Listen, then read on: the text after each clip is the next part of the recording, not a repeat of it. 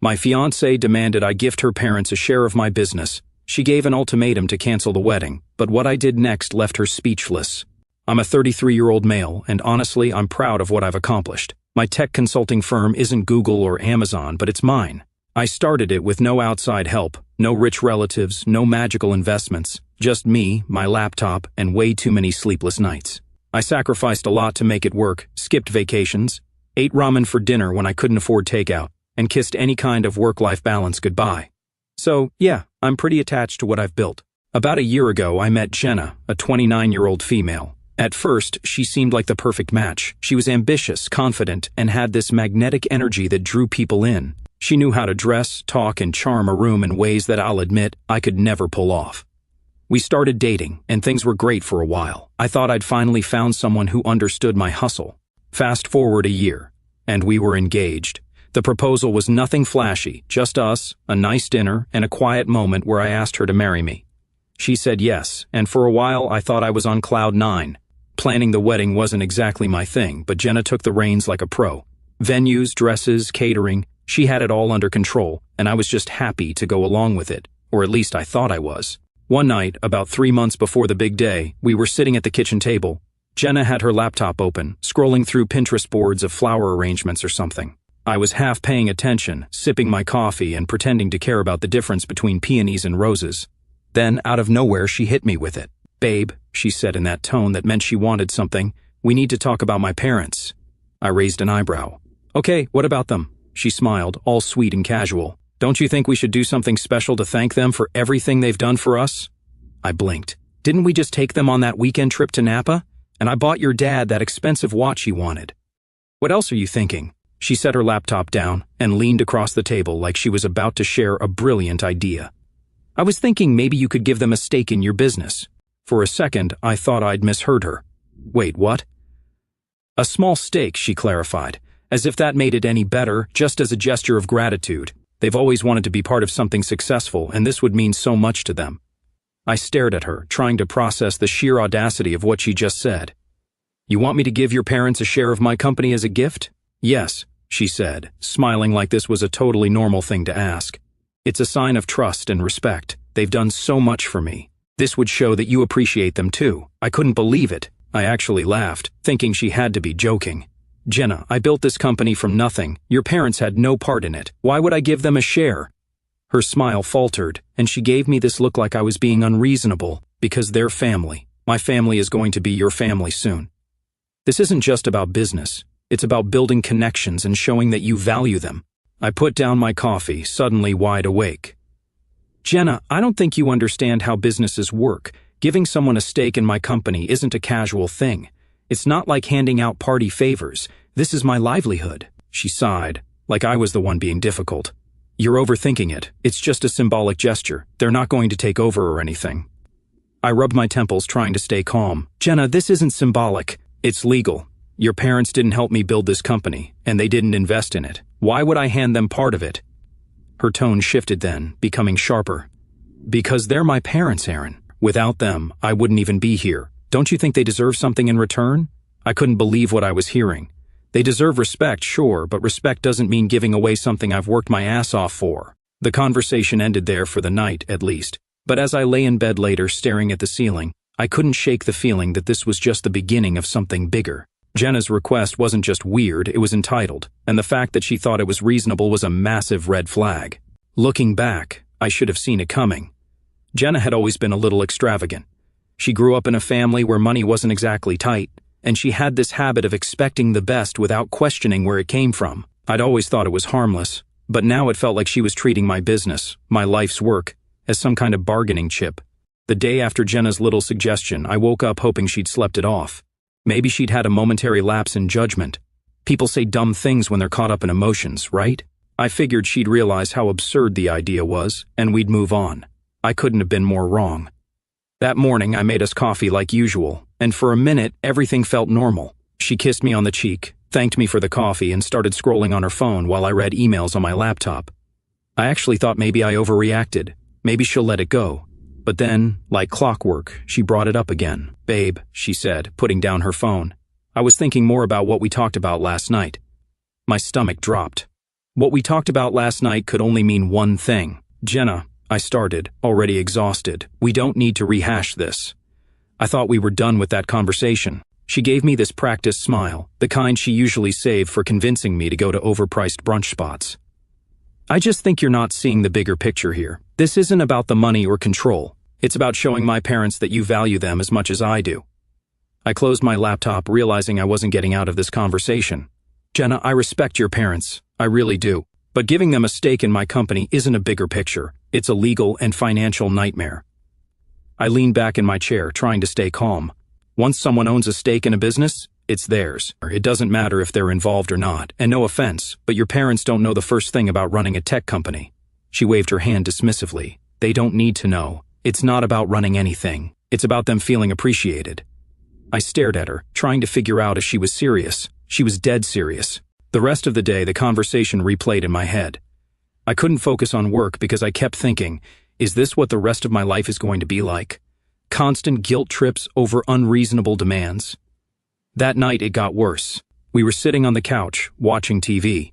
Suddenly, she turned to me and said, "You know, if my parents had a stake in the company, it could really benefit you too." I hit pause on the show. "What are you talking about now?" "They're really well connected," she said, flipping her hair like she was pitching me a business deal. "My dad knows tons of people in real estate, and my mom's in a few women's entrepreneur groups. They could help bring in more clients." I rubbed my temples. "Jenna, my business doesn't need your parents' help. I've been growing it just fine without them." "But think about the potential," she said, her voice getting more excited. "With their connections, you could scale faster. This isn't just for them, it's for us, for our future." And there it was. She'd shifted tactics. The demand wasn't just about pleasing her parents anymore. Now it was about our future. "Jenna," I said slowly, "if this is about our future, then you should be supporting the business I've already built, not trying to hand pieces of it to your parents." She frowned, clearly not liking where this was going. "I am supporting you. I just think you're being short-sighted. My parents are excited about us getting married, and this would make them feel like they're part of something meaningful. It wasn't excitement, it was entitlement, plain and simple. But I didn't want to blow up at her, not yet anyway. "Look," I said, "I respect that your parents are important to you, but that's crossing a line." Her frown deepened, and for the first time I saw something in her expression that made me uneasy. She wasn't just upset, she was calculating. The next day, things took a turn I didn't see coming. Jenna had apparently decided to recruit backup. Her mom called me while I was at work. "Hi, Aaron," her mom said in this overly cheerful voice that immediately put me on edge. "I just wanted to thank you for being so thoughtful about including us in the business. Jenna mentioned your idea, and we're so touched." I nearly dropped my phone. Excuse me?" "Don't be modest," she said with a laugh. "Jenna told us you're thinking about giving us a stake in your company as a wedding gift. It's such a generous gesture. You're truly part of the family already." I was so stunned I couldn't even speak for a second. Then I managed to stammer, "I think there's been a misunderstanding. I never agreed to anything like that." Her tone shifted instantly. "Oh. Well, that's not what Jenna said." "Yeah, well, Jenna and I haven't exactly come to an agreement on this," I said firmly. "And frankly, I'm not comfortable with the idea."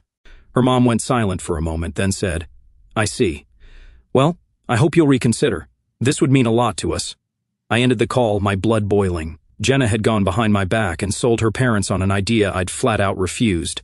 When I got home that night, I confronted her. "Why did your mom call me about the business?" Jenna didn't even look guilty. "I thought it would help if you understood how much this could mean to them. Sometimes people need a little encouragement." "A little encouragement?" I snapped. "You made it sound like I'd already agreed to this." She crossed her arms, her tone turning defensive. "You're making a big deal out of nothing. I was just trying to get everyone on the same page." "The same page?" I said, my voice rising. "Jenna, this isn't some group project. This is my business, my work, and you have no right to promise anything about it to anyone, especially not your parents." For the first time, I saw a flash of anger in her eyes. "If you can't do this one thing for me and my family, maybe you don't really care about us as much as you say you do." I stared at her, stunned. Was she seriously guilt-tripping me over this? "You know what, Jenna?" I said finally. "If this is how you're going to act, maybe we need to rethink a few things." I walked out of the room before she could respond, my mind racing. I didn't know where this was going, but one thing was clear: Jenna wasn't backing down, and neither was I. I thought Jenna's antics had reached their peak already, but I was wrong. That was just the warm-up act. What came next turned this whole situation from annoying to straight-up toxic. The next morning, I called my best friend Dave. If anyone could give me an honest take, it was him. When I explained the situation, he let out a long whistle. Dude, this is bad. Like run for the hills bad. Yeah, no kidding, I muttered. Let me get this straight, he said. She's basically threatening to end things unless you hand over part of your business to her parents? Pretty much, I said. And she doesn't see why that's insane. Nope, Dave said, letting out a laugh. The kind that's more disbelief than humor. Man, I don't know what to tell you. This isn't normal. Like, at all. If she's this entitled now, imagine what it'll be like when you're married. You sure you want to go through with this? That was the question, wasn't it? For the first time, I wasn't sure of the answer. That evening, Jenna hit me with the ultimatum. We were sitting in the living room, barely speaking, when she suddenly said, "So, have you made your decision?" "Decision about what?" I asked, even though I already knew. "The shares," she said bluntly. "Are you going to do it or not?" I looked her dead in the eye. "No, Jenna, I'm not." She leaned back, crossing her arms. "Then maybe this relationship isn't going to work." For a moment, I just stared at her, trying to figure out if she was bluffing, but her expression told me she wasn't.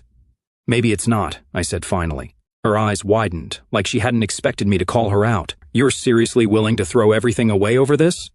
"I could ask you the same thing," I said. "You're the one making unreasonable demands and threatening to walk away when you don't get your way. What kind of foundation is that for a marriage?" She didn't answer. Instead, she stood up and walked out of the room. As I sat there in the silence, I realized something. This wasn't just a fight. This was a turning point, and no matter how it ended, things were never going to be the same. After Jenna's ultimatum, I spent the next day walking around in a fog. My mind was spinning. I couldn't concentrate on work, and I kept replaying our argument over and over again. I knew something had to change, but I wasn't sure what. Should I fight harder to make her understand? Try to compromise somehow, or was this whole relationship doomed? Then I remembered my lawyer, Olivia. She wasn't just a legal expert. She was a friend who had been through some messy situations herself. If anyone could give me solid advice, it was her. I called Olivia and told her I needed to talk. She didn't even hesitate. "Come by my office this afternoon," she said. "We'll figure it out." When I walked into her office, Olivia greeted me with a grin and a coffee. "All right, Aaron, what's got you so rattled?"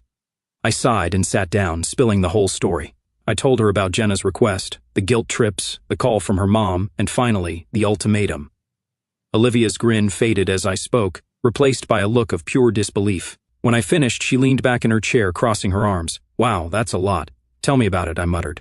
"Let me get this straight," she said. "Your fiancée is demanding you give her parents a stake in your company as a wedding gift?" "Yep. And she threatened to end the engagement if you don't?" I nodded.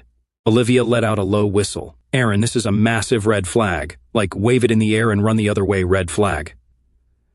"I know," I said. "But what am I supposed to do? I love her, but this feels like a line I can't cross." "You're absolutely right," Olivia said firmly. "You can't cross this line, not just for your sake, but for the future of your business. If you give away shares now, you're opening yourself up to a world of legal and financial complications." "Like what?" I asked, already dreading the answer. "For starters," she said, "if you transfer shares to her parents, those shares legally belong to them.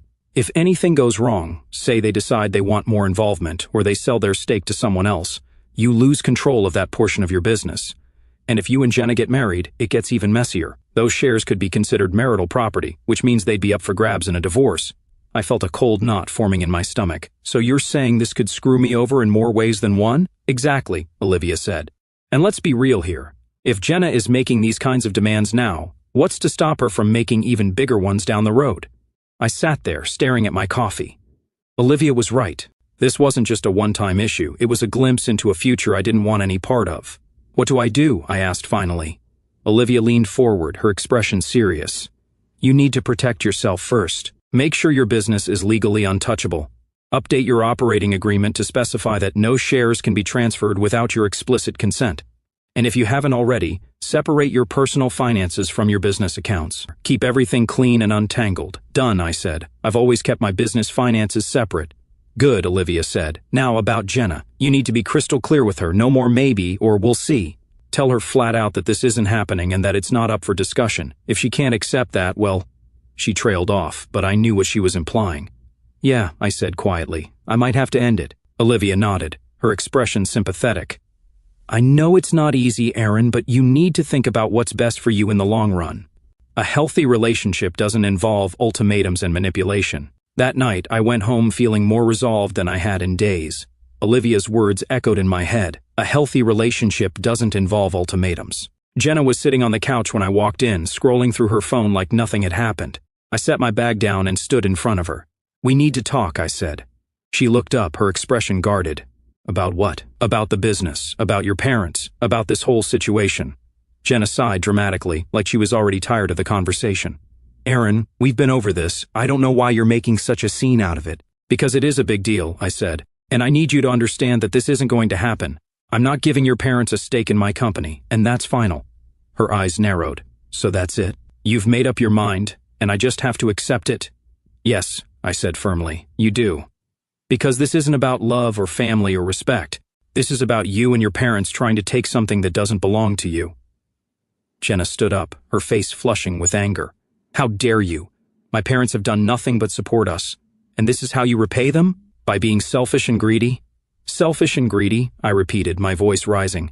"Jenna, I've gone out of my way to make your parents feel included, but giving them a piece of my business? That's not inclusion, it's entitlement." She crossed her arms, glaring at me. "Fine. If you're so determined to be selfish, maybe we shouldn't be getting married." The words hung in the air like a challenge, but I didn't take the bait. Instead, I looked her in the eye and said, "That's what I've already decided." For a moment, Jenna just stared at me, stunned. She clearly hadn't expected me to stand my ground. The next morning, I called Olivia again and updated her on what had happened. "You did the right thing," she said, "but be prepared for more fallout. If Jenna's this entitled now, she's not going to back down without a fight." Olivia wasn't wrong. Over the next few days, Jenna made it her mission to convince me I was the bad guy. She accused me of being cold, unloving, and ungrateful. She even tried to get some of our mutual friends on her side, but thankfully most of them saw through her nonsense. By the end of the week, I knew one thing for sure: this relationship wasn't salvageable. Jenna had shown me who she really was, and I couldn't unsee it. By the time Jenna and I sat down to talk again, I was done playing nice. I'd gone through every emotion: confusion, frustration, disappointment, and I'd finally hit my breaking point. She thought I'd cave. She thought her guilt trips, manipulation, and threats would wear me down. But she underestimated one thing: I'm not the kind of guy who gives in to ultimatums.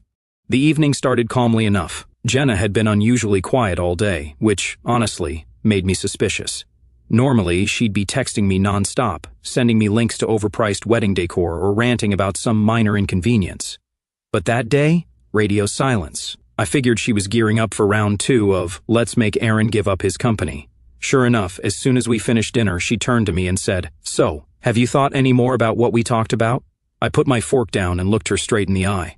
"Jenna, I don't need to think about it anymore. I've made my decision. The answer is no. It's not happening." Jenna crossed her arms, her expression hardening. "You're acting like I asked for the entire company. It's just a small stake, a token of appreciation. You're making it into this huge, dramatic thing." "Because it is a huge, dramatic thing," I shot back. "Once I give up shares, I lose control over that part of my business. Your parents could sell their stake, meddle in decisions, or worse. And if we get married, those shares could end up tangled in a divorce settlement. This isn't just about appreciation, it's about protecting what I've worked my ass off to build." Her lips pressed into a thin line. "If you're so worried about protecting your precious business, maybe you shouldn't be getting married at all." The room went silent for a moment. We just stared at each other, the tension so thick you could cut it with a knife. "You know what, Jenna?" I said finally, my voice calm but firm. "Maybe you're right. Maybe I shouldn't be getting married to you." She glared at me, her chest rising and falling as she struggled to find something to say. Finally, she hissed, "You'll regret this. My parents will think you're a greedy, ungrateful asshole, and so will everyone else." I laughed bitterly. "Go ahead and tell them. Hell, tell the whole world. I've got nothing to hide. But don't forget, I've got the receipts. Every text, every conversation, every little attempt to guilt-trip me into this. You really want to play that game?" Her face went pale, and for the first time she looked genuinely rattled. "You recorded me?" "I didn't plan to," I said, "but after that stunt with your mom calling me, I figured I needed to protect myself. So yeah, I've got evidence. And if you try to spin this story, I won't hesitate to set the record straight." She opened her mouth to argue but closed it again, clearly realizing she was backed into a corner. Without another word, she grabbed her purse and stormed out of the house. The next few days were chaotic. Jenna called me multiple times, alternating between angry rants and tearful pleas. At first, I ignored her, but eventually I picked up one of her calls, figuring I might as well hear her out. "Aaron," she said, her voice trembling. "I'm sorry. I was under a lot of pressure from my parents." They've been pushing me to make sure our marriage is secure, and I guess I let that get to me. That's not an excuse, Jenna, I said bluntly. You didn't just let your parents pressure you. You tried to pressure me. You didn't care how it made me feel, and you didn't stop to think about the consequences. I know, she said, sniffling. But I didn't mean to hurt you. I love you. I just wanted to make my family happy. If you loved me, I said, my voice steady, you wouldn't have tried to manipulate me into doing something that goes against everything I've worked for. Love isn't about making someone sacrifice their dreams to appease your parents. She started crying again, but I didn't stick around to listen. I hung up and blocked her number. In the days that followed, Jenna tried every tactic she could think of. She called my parents, my friends, even a few of my business contacts, trying to paint me as the villain. The first wave of fallout came from Jenna's parents. Unsurprisingly, they weren't happy. I'd blocked Jenna on my phone, but her parents managed to get through. The first call came from her mom, who, I swear, should have been a politician with the way she could spin things. Hi, Aaron, she started in this overly sweet tone. I just wanted to touch base and clear up any misunderstandings. I'm sure Jenna didn't mean to upset you. I didn't even try to play along. There's no misunderstanding, Mrs. Carter. Jenna tried to pressure me into giving you and your husband a stake in my business, and when I said no, she threatened to end the engagement. That's pretty clear. There was a pause, and then she said, well, maybe she just didn't explain it properly. You know how passionate she can get. She only wanted to include us because we care so much about her future. And yours. I almost laughed. Mrs. Carter, with all due respect, this isn't about passion or care. I'm not giving away something I built from the ground up, and I'm not going to let anyone bully me into it. Her tone shifted, becoming colder. Aaron, I think you're being very short-sighted. Family is about compromise. If you can't understand that, maybe Jenna was right to reconsider this relationship. Maybe she was, I said, my voice steady. Goodbye, Mrs. Carter. I hung up before she could respond and immediately blocked her number too. The second wave came from mutual friends. Jenna wasted no time spinning her version of events to anyone who would listen. According to her, I was a control freak who didn't value family and refused to share the success I supposedly owed to others. It didn't take long for some of those friends to start reaching out to me, wanting to know my side of the story. One friend, Emily, texted me, Hey Aaron, I heard some things from Jenna, and I just want to understand what's going on. Did you really call off the engagement because she wanted to involve her parents in your business? I sighed and decided to nip this in the bud. I texted back, Emily, here's the short version. Jenna demanded I give her parents a stake in my company as a wedding gift. When I refused, she threatened to end the engagement. I wasn't about to be manipulated like that, so I walked away. I have proof if you want to see it. To her credit, Emily replied quickly, Wow, that's not the version I heard. Thanks for explaining. I'm sorry you're dealing with this. That was the pattern with most people. They'd reach out after hearing Jenna's twisted narrative, but once I shared my side, and sometimes a screenshot or two, they realized the truth. A few people stayed neutral, which was fine with me, but most were supportive. And Jenna? She was losing allies fast. The third wave was Jenna herself.